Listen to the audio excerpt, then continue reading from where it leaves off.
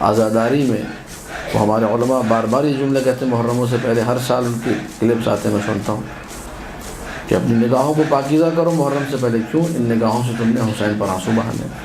اپنی زبان کو پاکیزہ کرو، کیوں؟ اس زبان سے ذکر حسین کرنا ہے۔ اپنے کانوں کو پاکیزہ کرو، کیوں؟ ان کانوں سے ذکر حسین سننا ہے۔ اپنے ہاتھوں کو پاکیزہ کرو، کیوں؟ ان ہاتھوں سے ماتم کرنا ہے۔